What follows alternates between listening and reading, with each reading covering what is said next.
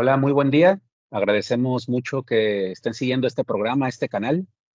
El día de hoy vamos a hablar del diluvio universal y la ley de la involución de las especies. Suena un poco extraño, pero con este tema, pues vamos en contra prácticamente de todos los libros de historia y principalmente de biología. Sí, con evidencias. Yo soy el médico veterinario José Alfredo de la Cruz Murillo y el trabajo que vamos a presentar tiene 15 años elaborándose esta plática. Entonces, vamos con la introducción. Paleontología.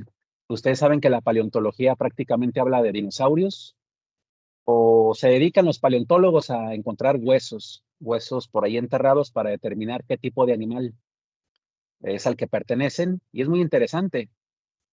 Por ejemplo, un riesgo paleontológico es importante mencionarlo, es considerar que este animalito comía carne, es lo que nos dicen muchos amigos. Preguntamos, ¿este animalito qué comía carne? ¿Por qué? Por los colmillos. Entonces podríamos hacer una recreación más o menos de este tipo y hacemos que se vea feroz y demás, pero no es real. Por eso hay que tener conocimiento de biología. Realmente es el cráneo de un hipopótamo. Entonces, lo principal que tenemos que considerar en la biología y paleontología es que las cosas podrían no ser lo que parecen. Es un punto importante para iniciar este tipo de temas. La caída de la teoría de la evolución, ¿qué significa? Se decía anteriormente que la evolución biológica era el conjunto de cambios en caracteres fenotípicos y genéticos de poblaciones biológicas a través de generaciones. Dicho proceso se pensó que se había originado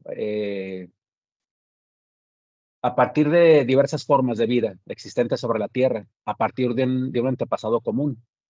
Las evidencias y estudios muestran que esto es una farsa, la evolución no existe. Cuando hablamos del Australopithecus, del Homo habilis, Homo erectus y de algunos otros supuestos eslabones perdidos, ahora en el siglo XXI nos hemos dado cuenta que solamente presentaron el húmero de un mono, la muela de un cerdo extinto. Y con las máquinas que tenemos de mapeo genético nos damos cuenta que no tiene absolutamente nada que ver con el ser humano. Por eso esto que pensamos que tenemos como eslabones perdidos, pues la verdad es que no existen. ¿Qué dice la teoría de la evolución? Bueno, te explica que las cosas pequeñas se fueron haciendo grandes. Eh, las especies fueron creciendo paulatinamente, es lo que nos dijeron, y además hubo un cambio de género. Por ejemplo, aquí podríamos ver que los peces se hicieron anfibios o reptiles, después aparecieron mamíferos y otro tipo de especies, y es lo que van presentando.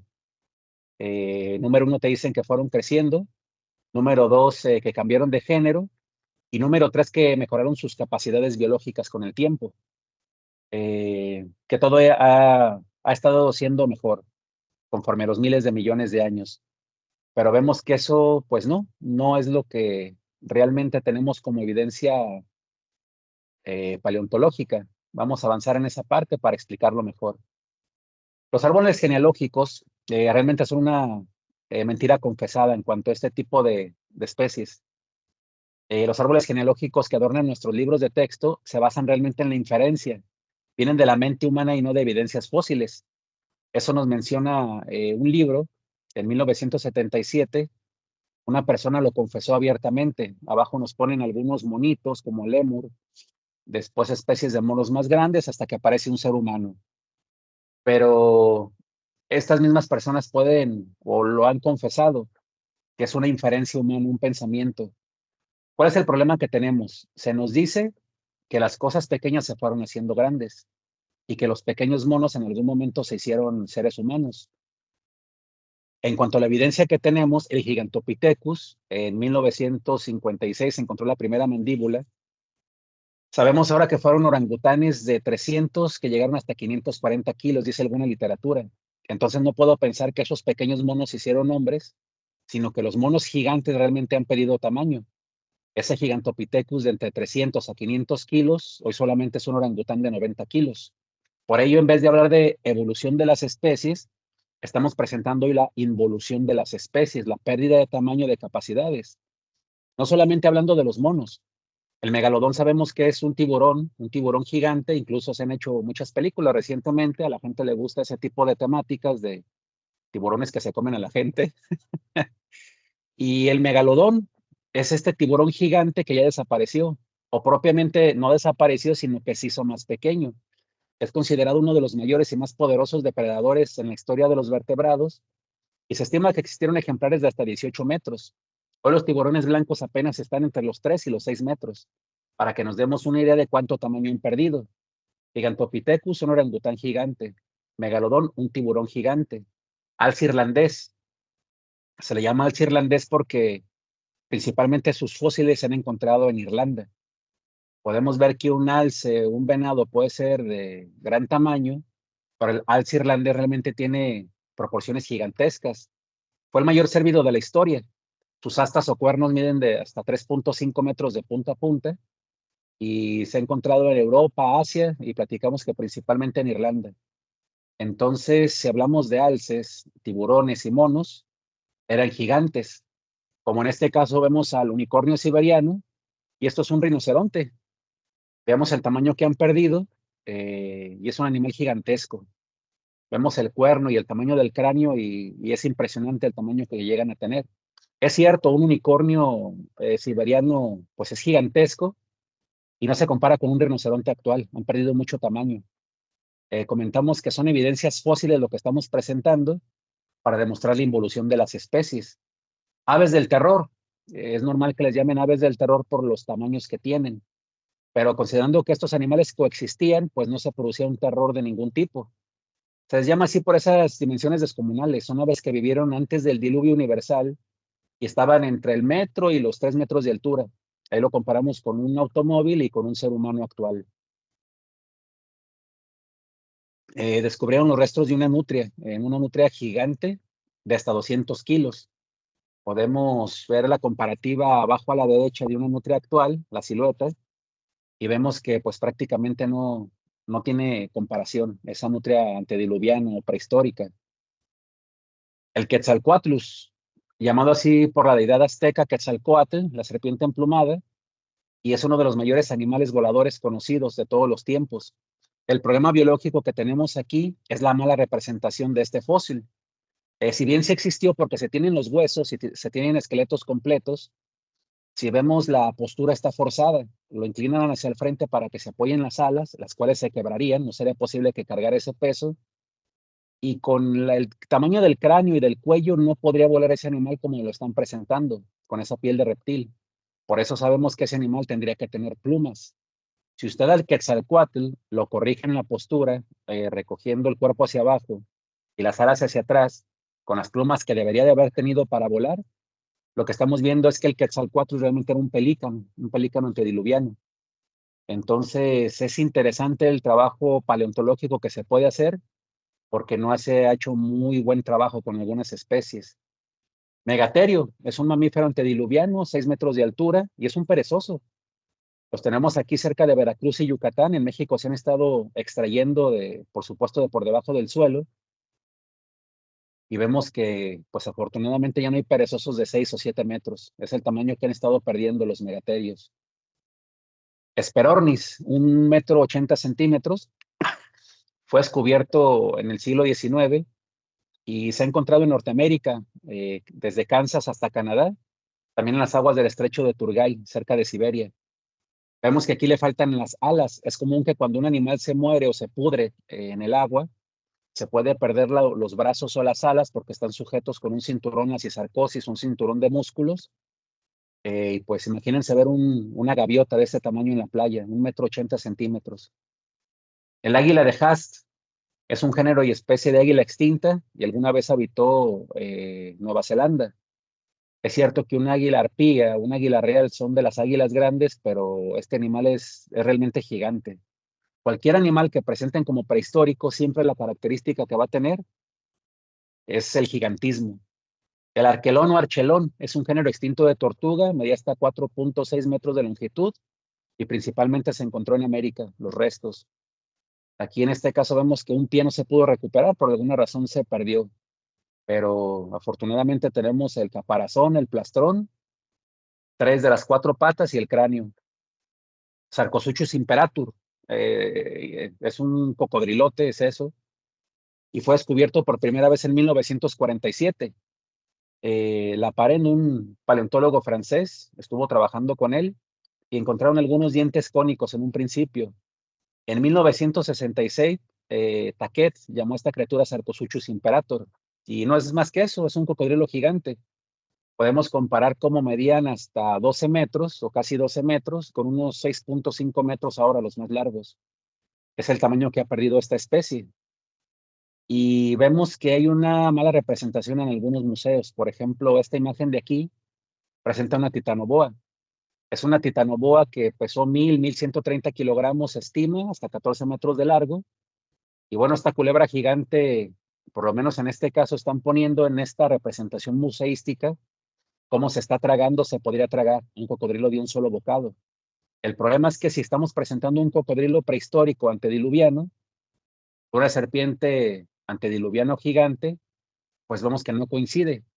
Están poniendo en este museo una serpiente prehistórica con un cocodrilo actual. Por eso vemos que ponen como que se lo puede tragar de un solo bocado, pero eso no sería posible. Ambos tendrían el mismo tamaño. Aquí vemos a la titanoboa, las dimensiones que tiene. Es un museo, son 3 pisos por lo menos, lo que abarca este animal. Y consideramos esto es una representación ya como se veía estando en vida comparándose con un ser humano actual. 1,135 kilogramos es lo que estimamos que pesaba.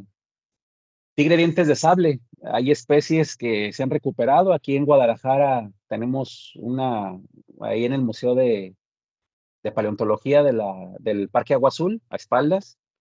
Se estima que pesaba esos 300 kilos y simplemente es un gato actual, un gato doméstico. No coincide con lo que es un puma, un jaguar, un león, y pues es el tamaño que han estado perdiendo los gatos. Es bien interesante lo que está pasando en este último tiempo. El 1 de agosto del 19 se encuentra la primera cabeza de lobo gigante. Vemos aquí está en el hielo, se ve una cabeza húmeda, se está descongelando el polo norte y el polo sur, y esta cabeza de 40 centímetros de largo, pues es mucho más grande que un lobo actual, que mide entre 23 a 28 centímetros el cráneo. Entonces vemos lobos gigantes, serpientes gigantes, monos gigantes, y son especies que hoy coexisten. Por eso tenemos que considerar que el ser humano era gigante. Génesis 6:4, en aquellos tiempos los hombres, animales y árboles eran gigantes sobre la tierra.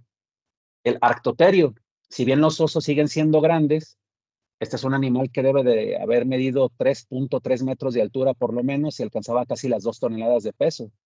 Aquí podemos estar comparando lo que son los huesos del brazo, el húmero, en la parte baja de un oso andino, un oso negro con un arctoterio prehistórico.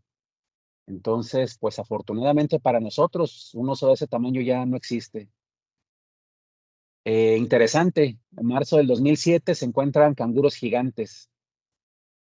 Acabamos de ver que es muy reciente también la cabeza de un lobo gigante. Conejo de Menorca.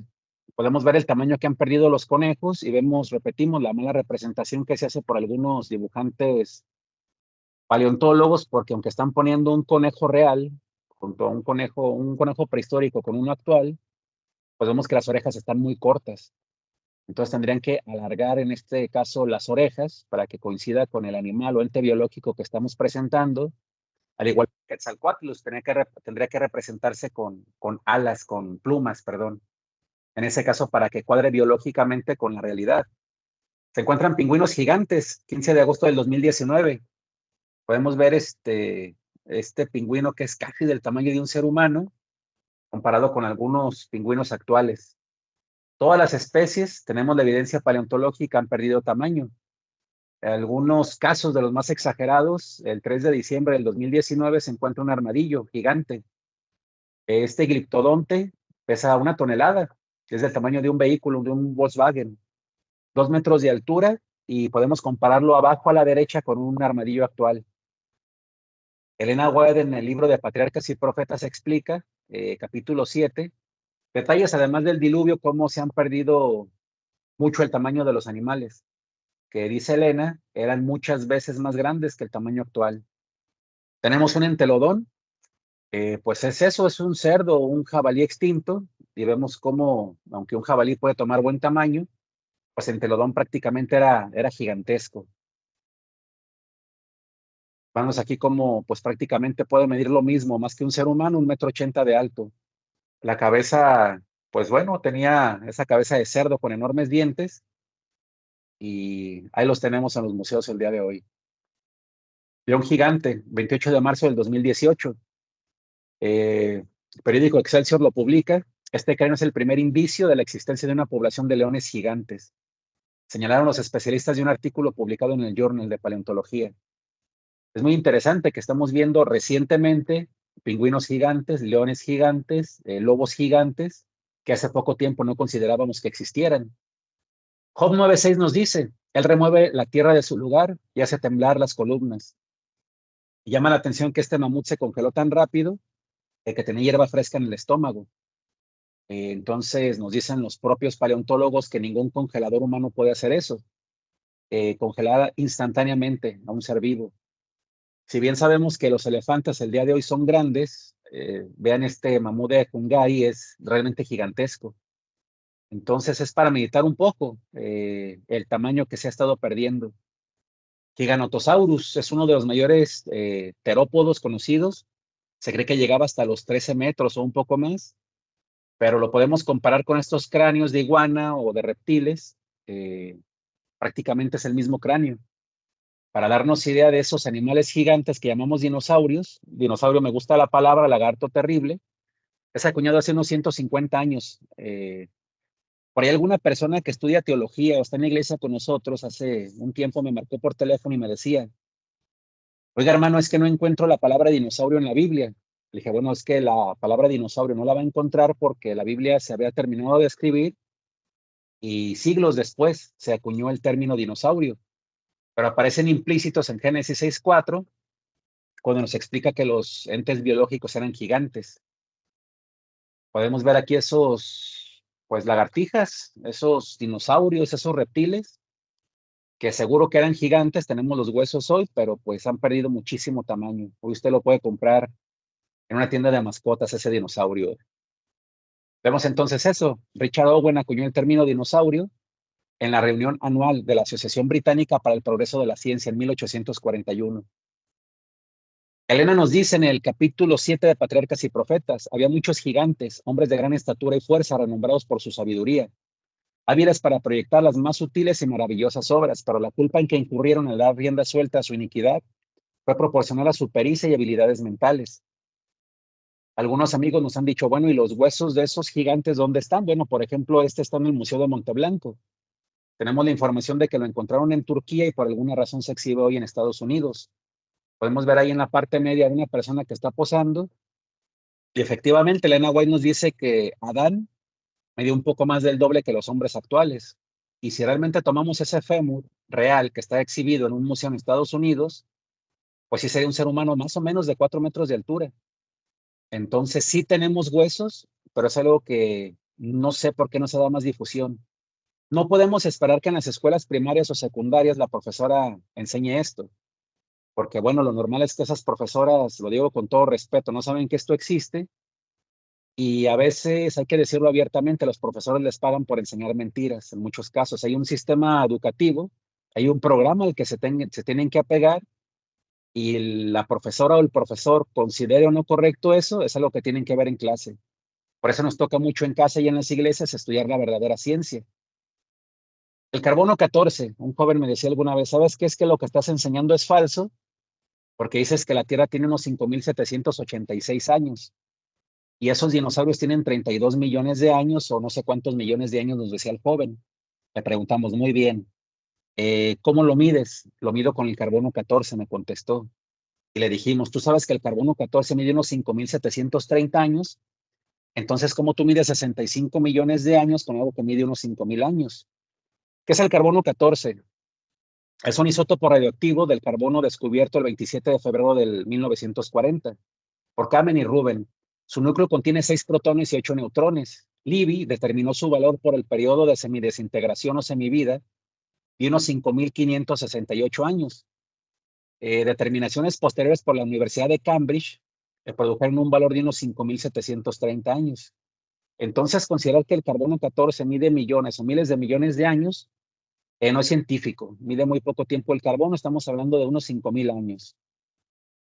Evolución de las especies. Los libros te presentan que los peces son primos de las ranas, que son amigos de los perros, que se convirtieron en tortugas para que se hicieran pájaros, una cosa así. Esos son abominaciones biológicas no reales. Ya estamos presentando aquí que las especies no cambian de género, sino que solamente están perdiendo tamaño de una forma acelerada. Este libro, por ejemplo, de Transición de la Evolución en los Animales, por favor no lo compren, son libros muy caros y están llenos de mentiras no fundadas, porque nos explican que no solamente fuimos monos, sino que aparte fuimos gusanos y cucarachas. Entonces eso va en contra del Génesis y no porque queramos o seamos cristianos, sino porque un verdadero cristiano asienta en la verdadera ciencia su fe. Entonces hay que tener más fe para ser ateo y pensar que venimos del mono, que para creer en Dios y considerar estas evidencias paleontológicas. Por ejemplo, ¿qué pasa con algunos mitos? El T-Rex podemos ver que, dice Toy Story, tengo los brazos cortos. Cuando vemos este animal, prácticamente se considera que existirán unos 3 o 4 esqueletos completos de T-Rex en el mundo, y es que son esqueletos armados. A veces llega a pasar eso con la paleontología. En muchas ocasiones se encuentran los dinosaurios, o sean reptiles, o sean mamíferos sin cabeza. Cuando un animal se pudre en el agua, la articulación atlanto-occipital, lo que une la cabeza y el cuello, es lo primero que se pudre o lo primero en ceder. Entonces es normal que se encuentren algunos animales prehistóricos o antediluvianos sin cabeza. Andan buscando por aquí, ah, mira, me encontré esta y si le queda, bueno, si le queda, déjasela. Pero cuando consideramos las proporciones anatómicas del T-Rex, vemos que su pelvis en posición con el fémur y la cola no es de un corredor, sino de un saltador. Si se fijan los dedos que tiene, prácticamente le quitamos la cabeza, considerando la cola, las proporciones, la consideración de lo que es la pelvis con el fémur, la forma y disposición de las patas traseras y delanteras, es un canguro. Solo que estos canguros gigantes, pues han puesto una cabeza ahí de algún iguánido y los presentan como un T-Rex. Entonces el T-Rex, que es el dinosaurio más famoso, pues sabemos que no existió. No coincide que este carnívoro terrible tenga esos deditos como manos, no podría ser. Entonces esto es lo que está pasando con la paleontología actual. Vemos pues que los leones siempre han sido leones, los elefantes siempre han sido elefantes, antes le decíamos mamut, es un animal gigante, los osos eran gigantes, pero en ningún momento ninguna especie ha cambiado de género. ¿Qué fue lo que pasó? No necesitamos miles de millones de años. Consideramos que esta jovencita la vamos a agarrar aquí de experimento. Entra a su casa y tiene un perro bulldog que encargó a los vecinos, hay un conejo, tiene un pez beta como mascota, la vecina le está dando de comer, un ratón blanco y no sabe que tiene algunas cucarachas por ahí en la cocina y algunas hormigas en el patio. Si llegaran estos vecinos mala onda y le vierten 3,000 camiones de arena encima de su casa y 6,000 camiones de agua encima de la casa cuando todos están dentro, por supuesto van a quedar soterrados vivos, se van a asfixiar. Y si pasaran solo 50 o 100 años y alguien empieza a escarbar ahí y encuentra primero a la chava o a la señorita, acerca un perro, después un conejo, cercano un ratón, no podemos decir, las mujeres vienen de los perros, que vienen del conejo, y al principio todos éramos ratones, sino que simplemente son animales que coexistieron y quedaron soterrados vivos en un solo acontecimiento. Pero el paleontólogo actual lo que hace es tratar de estar ligando las especies que se están encontrando conforme el estrato donde se están viendo este tipo de hallazgos. Que hayan muerto juntos en un diluvio universal no quiere decir que son primos o que están compartiendo cierta información genética, sino que simplemente estuvieron sometidos al mismo acontecimiento. La revista Quo de Aurora Ferrer en septiembre del 2015 publica ¿qué hacía el fósil de una ballena en la punta de una montaña? En Santa Cruz, California, estuvieron haciendo algún trabajo de ingeniería en la punta de una montaña. No sabemos si era una casa o iba a ser un hospital, pero encontraron el fósil completo de una ballena. Eso que parecía difícil de creer para algunas personas, nos dice Génesis 6 y Génesis 7, que vino un diluvio universal sobre la tierra y todas las montañas fueron cubiertas. Pues bueno, fue lo que pasó. Esta ballena iba pasando por ahí, pierde la vida encima de esta montaña, se recogen las aguas hacia los océanos y el fósil queda por ahí para que 4,000 años después se descubra. Esto es interesante, es un animal de hasta 40 toneladas y sabemos que las ballenas no andan subiendo cerros. Hidrogeología muy interesante. Pasamos de paleontología a la hidrogeología, o lo que es el comportamiento del agua conforme a la Tierra. El doctor Alejandro Terrazas Mata, de la UNAM, él es muy serio. Es que cayó un meteorito y destruyó a los animales, dinosaurios, y él dice, no, no, eso sabemos que no pasó. Pero sí nos dice Alejandro Terrazas, una de las grandes interrogantes es por qué se extinguieron la mayor parte de los grandes animales que ocuparon los continentes en aquella época. Animales que habían sido exitosos durante miles de años. ¿Qué es lo que tenemos? Este amigo nos ayuda mucho, el doctor Walter Brown, jefe de investigaciones especiales del Pentágono. Walter Brown nos dice, una inundación cataclísmica cuyas aguas erupcionaron de cámaras subterráneas con un escape de energía que sobrepasaba los 10,000 millones de bombas de hidrógeno, demuestra la rapidez con que se formaron las montañas más altas. Podemos ver a su derecha África, Europa y Asia, y a la izquierda, por supuesto, está América. Pero si ponemos atención, sabemos que podemos como ensamblar como en un rompecabezas América con la parte derecha del mapa. Pero si ponemos más atención en la parte media oceánica, se levanta la cordillera interoceánica. ¿Qué significa eso? Existen montañas gigantes en los océanos entre los continentes. Nos dice Walter Brown, en aquel momento se rompieron las fuentes del grande abismo, se rompió la hidroplaca de la Tierra y empezó a salir el agua a chorros. Dice Elena White que piedras de gigantescas proporciones, como las que tenemos aquí en Tapalpa, salieron disparadas a muchos kilómetros de distancia. Por eso cuando visitas Tapalpa, aquí en Jalisco, te explican que esas piedrotas, que no coinciden con la geología del lugar, la pusieron en los extraterrestres. No es que los marcianos o extraterrestres andan poniendo piedras, sino que simplemente esas piedras fueron arrancadas de la Tierra, pues disparadas hacia otro lugar. Se explica los depósitos de carbón y petróleo y el rápido desplazamiento continental. En el momento del diluvio, hace 4,000 años, se recodificó, se reconformó la Tierra. Muestra por qué en el suelo del océano existen inmensos precipicios y cientos de abismos y volcanes. También explica la formación de los estratos y la mayoría de los fósiles, de los mamuts congelados por la mal llamada era del hielo y los principales cañones de tierra, especialmente el Gran Cañón. La Tierra, nos dice el profesor Walter Brown, antes del diluvio probablemente tenía solamente un continente, lo que llamamos Pangea supercontinente, cubierto por exuberante vegetación. Había mares y ríos grandes. Las montañas eran más pequeñas que las de hoy, de acuerdo a la teoría de la hidroplaca. La Tierra antes del diluvio tenía mucha agua subterránea, más o menos la mitad de la que ahora se encuentra en los océanos. Esa agua se hallaba en cámaras conectadas internamente, formando una delgada capa esférica de unos 800 metros de espesor a unos 16 kilómetros bajo la Tierra. Podemos ver aquí la ruptura de la hidroplaca. Vean abajo a la izquierda cómo hay agua subterránea de unos 800 metros de grueso por debajo de 16 kilómetros de corteza terrestre que se disparó hasta 32 kilómetros de altura.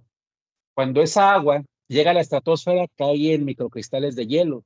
Por eso el polo norte y el polo sur en el momento del diluvio se congelaron los polos y cerca de la parte ecuatorial del mundo, Ecuador, México, Guatemala, pues solamente había lodo.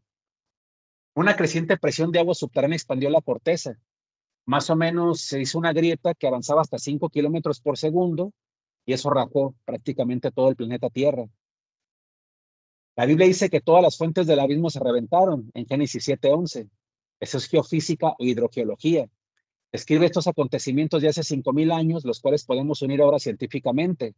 Parte del agua que alcanzó la fría estratosfera se transformó en cristales congelados, produciendo una masiva descarga de hielo que cubrió, sofocó e instantáneamente congeló a muchos animales. Recuerden que acabamos de ver un mamut que murió con hierba fresca congelada en el estómago, incluyendo los mamuts de Siberia y de Alaska. La enorme presión del agua que salió erosionó la roca, ambos lados de la grieta, produciendo increíbles volúmenes de sedimento que se asentaron como lodo sobre la tierra. Vemos aquí entonces cómo se ve esta impronta del lado izquierdo de un iguánido, una lagartija, y vemos en la parte derecha cómo se crearon formas abismales en la Tierra. Acordamos entonces que se calcula que los continentes deben de haber recorrido unos 70 kilómetros por hora para levantar estas montañas y para hacer esos abismos subacuáticos. Las que se doblaron hacia arriba, esas placas, formaron las montañas que no había, como el Everest. Por eso las principales cadenas montañosas se encuentran paralelas a la cordillera oceánica, de las cuales se deslizaron. La hidroplaca, al deslizarse de las cordilleras oceánicas, abrió cuencas en el fondo del océano, en donde se retiraron las aguas del diluvio. En los continentes, cada depresión quedó llena de agua hasta el borde, formando los lagos postdiluviales. A la derecha tenemos el Monte Everest y por eso sabemos ahora que está lleno de fósiles marinos a más de 8,000 metros de altura. Columnas estratigráficas, entonces, ¿qué pasa con el cámbrico, con el ordovícico, silúrico, devónico, carbonífero y pérmico, que no se supone que fueron miles de millones de años para que se formaran estas capas? Pues no. Este amigo, profesor de química, Instituto de Geociencias, nos dice que tuvo que haber pasado algo en todo el mundo porque está marcado de la misma manera. Aquí vemos el Gran Cañón y en el Gran Cañón podemos ver esas marcas horizontales de agua. En el momento en que todo el planeta Tierra queda por debajo del agua, se sedimentan esos materiales sólidos.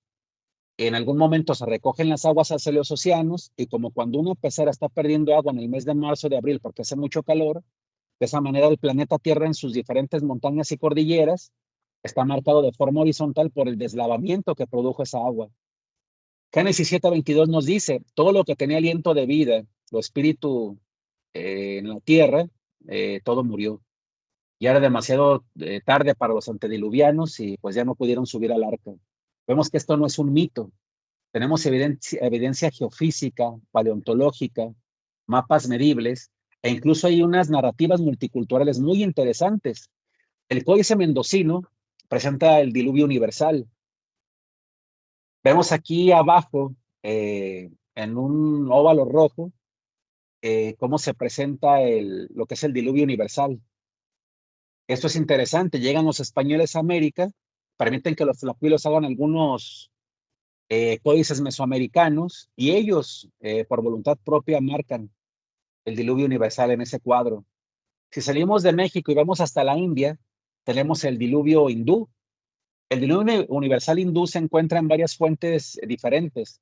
El relato fue escrito por Satapatha Brahmana, es védico, y vemos aquí que en el Bhagavata Purana, el Mahabharata, el Matsya Purana, en cualquier caso, esto está grabado en lo que es la narrativa hindú.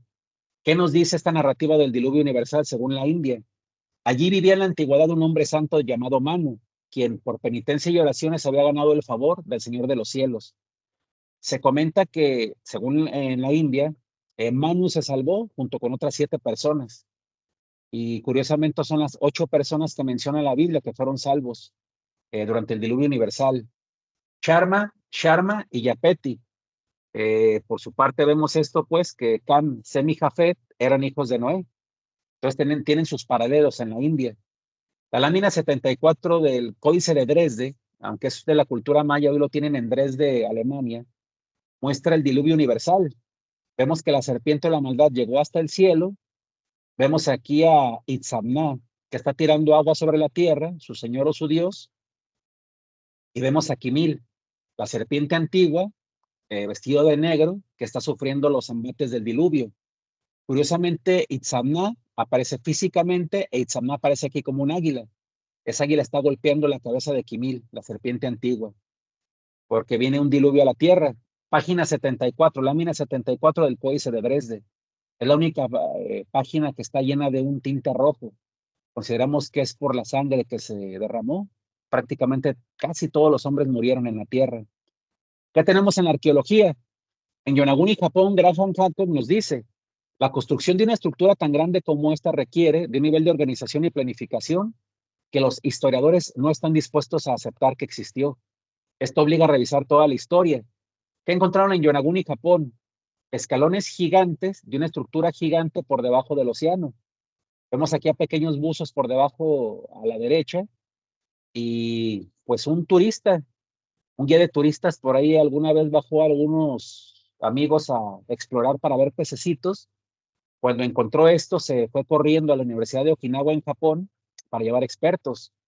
Por esto, el profesor Kimura de Okinawa nos dice, según los expertos, hace 8,000 años antes de Cristo, el hombre era cazador y recolector, nómada, vivía en clanes y solamente usaba rudimentarias herramientas de piedra.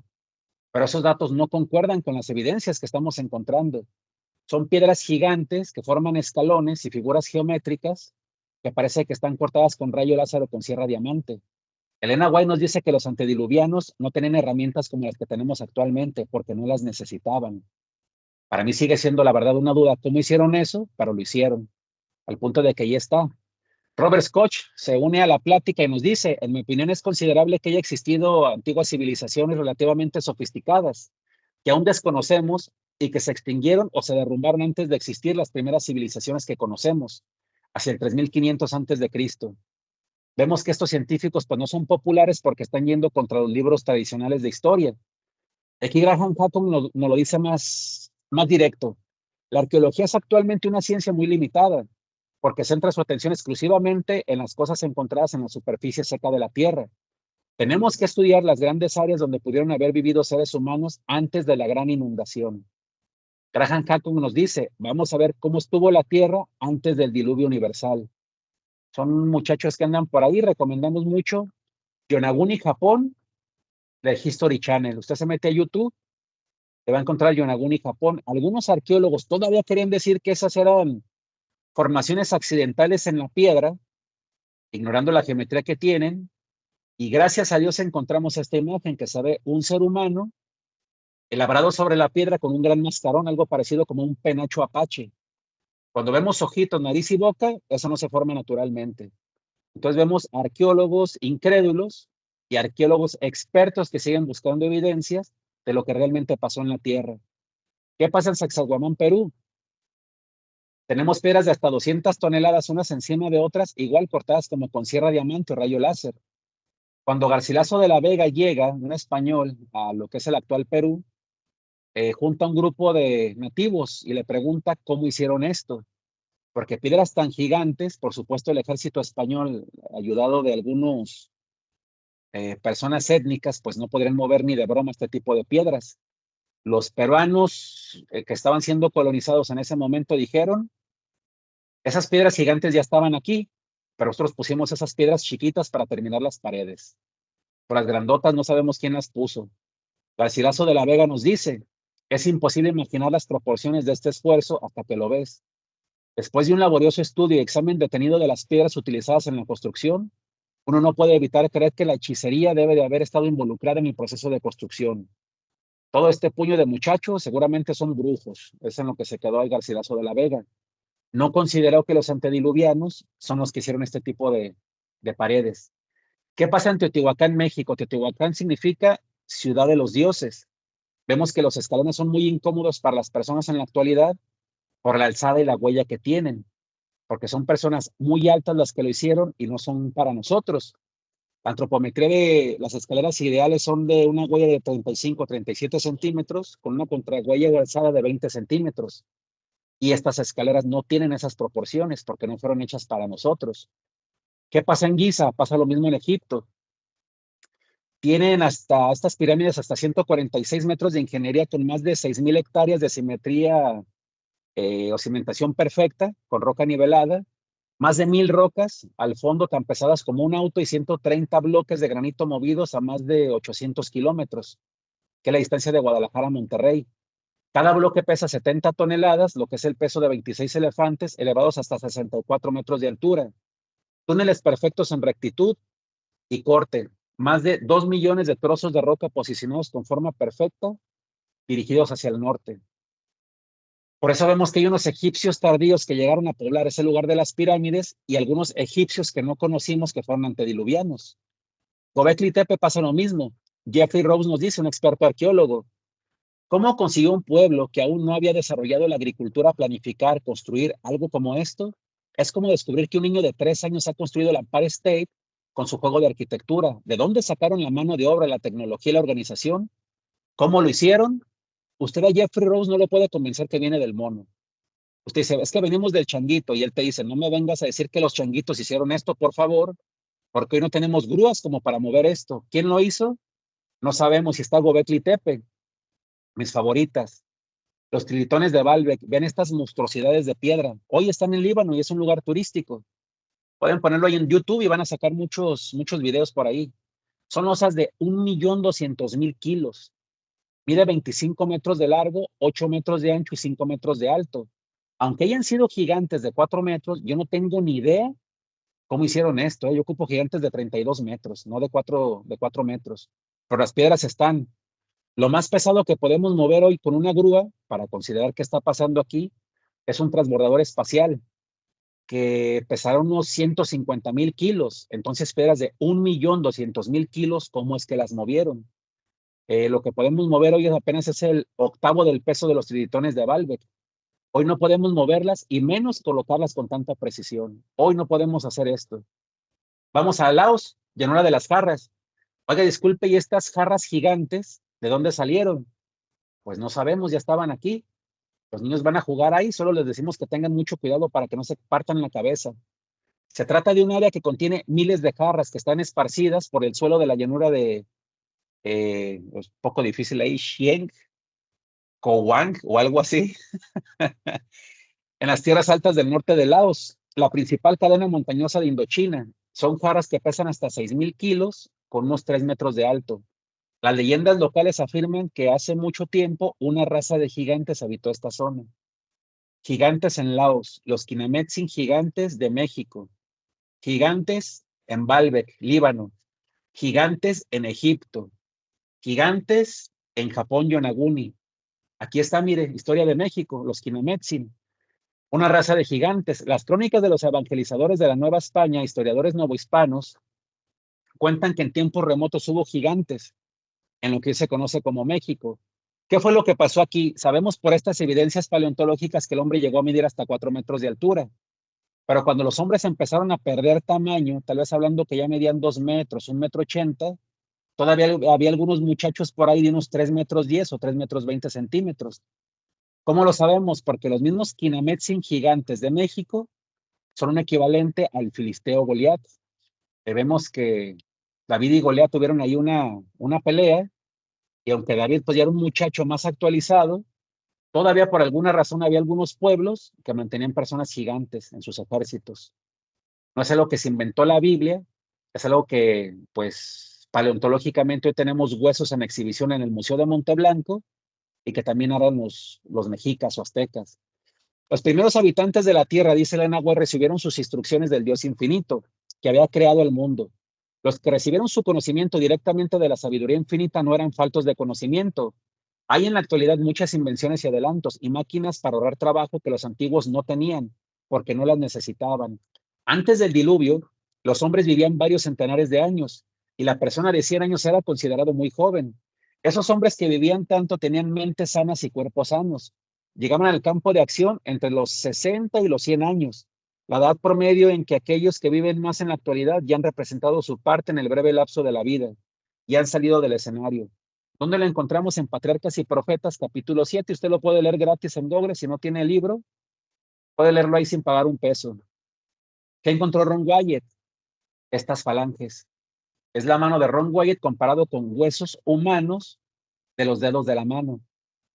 Y esto nos está confirmando que efectivamente en proporciones eran hombres que debieron de haber medido unos 4 metros de altura. Es impresionante ver esos huesos.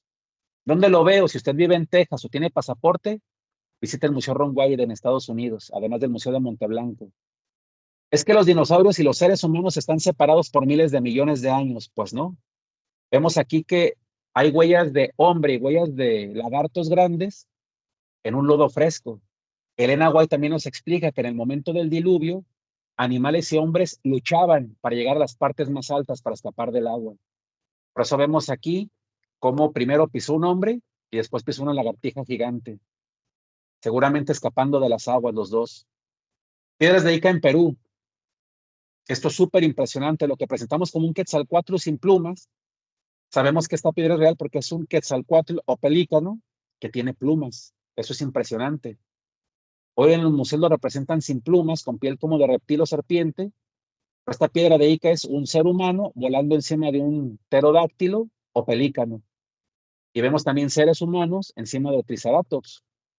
Lucas 19:40 nos dice, de cierto te digo que si los cristianos no participan, la arqueología será suficiente. ¿Por qué? Porque las piedras están hablando. Secretaría de Educación Pública en México, fake news. Venimos del mono, encontraron a Lucy. Esta nota es falsa. Ese chango está ensamblado. La persona que lo quiso presentar como una evidencia fósil reconoció posteriormente que eran diferentes huesos de diferentes changuitos. Eso está muy chafa para que vengan los libros de texto. Neurología. Los expertos dicen que utilizamos solamente el 10% del cerebro para entender cuánta capacidad mental hemos perdido. Odontología. Algunas personas como a mí nos sacan la muela del juicio del tercer molar y en algún momento había hasta cuarto y quinto molar. ¿Por qué no sacan esas muelas? Porque ya no tenemos espacio en la boca. ¿Por qué no tenemos espacio en la boca? Porque los seres humanos eran gigantes y yo soy un enano comparado con Adán. Yo solamente mido 1,84. Es que yo no creo en todo eso. Bueno, pues tenemos la gasolina, el combustible, el petróleo. En aquellos tiempos había gigantes sobre la tierra. Ahora, cuando llego a la gasolinería, yo lo que digo, disculpe, ¿me puede por favor poner 40 litros de antediluviano? Esas personas desobedientes a Dios ahora sirven a mi vehículo. El petróleo sabemos que son organismos fósiles. En el momento del diluvio, grandes bosques, seres humanos y animales quedaron soterrados vivos. Se formaron ciertos conjuntos y se hicieron caldito, vamos a hablarlo así. Hoy le llamamos petróleo, de donde se procesa la gasolina. Ahí los tengo los antediluvianos en el tanque del carro. Semana de la creación, científicamente hablando, ¿hace cuánto los animales, árboles y seres humanos están en el planeta? Hace 5,786 años, el 19 de marzo de este 2026. ¿Por qué lo decimos? Porque tenemos las evidencias. No caben los miles de millones de años y pues la evolución existe. ¿Por qué? Porque no fueron creciendo paulatinamente, sino que ya vimos que perdieron tamaño. No hubo un cambio de género y los changos no se están convirtiendo en personas y los gusanos en peces y no se están mejorando las capacidades, sino que las estamos perdiendo. Y cada vez tenemos más enfermedades degenerativas como cáncer y artrosis. Agradecemos mucho que nos hayan seguido aquí en este canal. Por favor, estén al pendiente. Vienen buenos programas, buenas pláticas, conferencias, diferentes actividades y les pedimos mucho que comparta este video con alguna persona que usted piense que le pueda servir, principalmente estudiantes. Pues agradecemos mucho y Dios les bendiga.